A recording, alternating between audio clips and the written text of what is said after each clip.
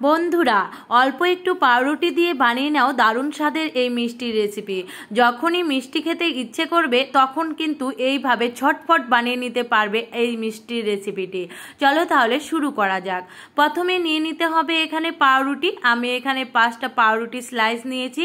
এখানে পাউরুটি স্লাইসগুলোর সাইডগুলোকে কেটে বাদ দিয়ে দিতে হবে। সাইডগুলো কিন্তু অনেকটাই কড়া হয়, তাই মিষ্টির মধ্যে কড়া ভাবটা আসলে কিন্তু খেতে ভালো লাগবে না।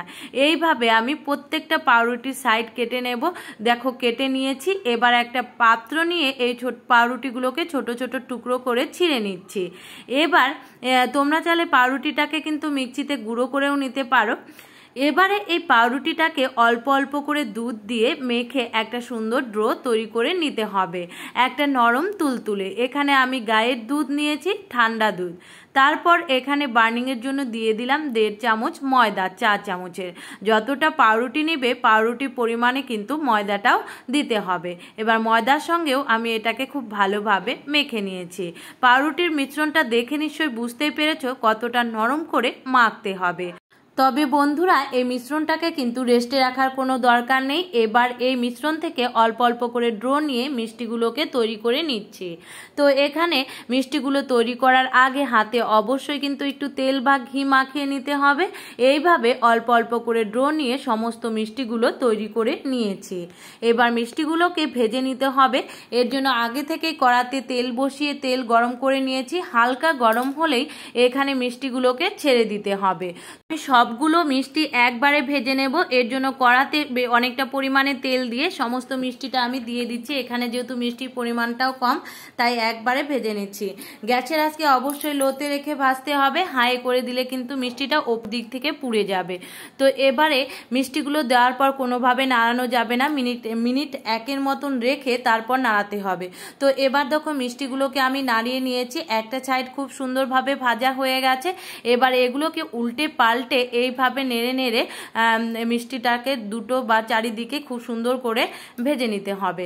তো এবার আমি তোমাদের 2 মিনিট পর দেখাচ্ছি। দেখো সমস্ত মিষ্টিগুলো খুব সুন্দর ভাজা হয়ে গেছে। এবার ছান্নার সাহায্যে তেল ঝরিয়ে মিষ্টিগুলোকে উঠিয়ে নিচ্ছি। সমস্ত মিষ্টি একইভাবে উঠিয়ে নিচ্ছি। এবারে এই মিষ্টির জন্য শিরা তৈরি করতে হবে। এর জন্য গ্যাস ওভেনে বসিয়ে দিয়েছি একটা ফ্রাই প্যান। প্যানের মধ্যে দিয়ে দিলাম 1/2 কাপ চিনি আর 1.5 কাপ জল। এখানে আমি একটা পাতলা শিরা তৈরি করে নেব। শিরাটাকে ততক্ষণ জাল করে নিতে হবে যতক্ষণ না এর মধ্যে একটা তারের মতন বা একটা আঠালো ভাব আসে। আমি এখানে শিরাটাকে 2 মিনিটের মতন জাল করে নিয়েছি। দেখো হাফ দিয়ে বুঝতে হবে, যখন একটা চ্যাপচ্যাপে ভাব আসবে বুঝতে হবে শিরাটা রেডি হয়ে গেছে। আমি গ্যাস বন্ধ করে দিয়েছি। এবার ভাজা মিষ্টিগুলো একটা পাত্রের মধ্যে নিয়ে গরম গরম শিরাটা মিষ্টির উপরে ঢেলে দিয়েছি। এবার ঢাকা চাপা দিয়ে রেখে দিতে হবে 30 মিনিট। সমস্ত মিষ্টিগুলোকে ঢাকা চাপা দিয়ে 30 মিনিট রেখে দেব। ঘড়ি ধরে 30 মিনিট পর আমি ঢাকা খুলে নিচ্ছি। এবার দেখো মিষ্টিগুলো আগের থেকে অনেকটাই ফুলে উঠেছে আর অনেকই কিন্তু নরম তুলতুলে হয়ে গেছে। তো এবার আমি মিষ্টিটা একটা পাত্রে উঠিয়ে দেখাচ্ছি কতটা নরম তুলতুলে আর সুস্বাদু হয়েছে। তো মিষ্টির রেসিপিটা আজকে ভালো লাগলে অবশ্যই লাইক কমেন্ট করতে ভুলবে না। চ্যানেলে নতুন আসলে চ্যানেলটিকে সাবস্ক্রাইব করে দেবে আর পাশে থাকা বেল আইকনটা বাজিয়ে দেবে। এতে সমস্ত নোটিফিকেশন তোমাদের কাছে পৌঁছে যাবে। সকলে ভালো থাকবে। টাটা।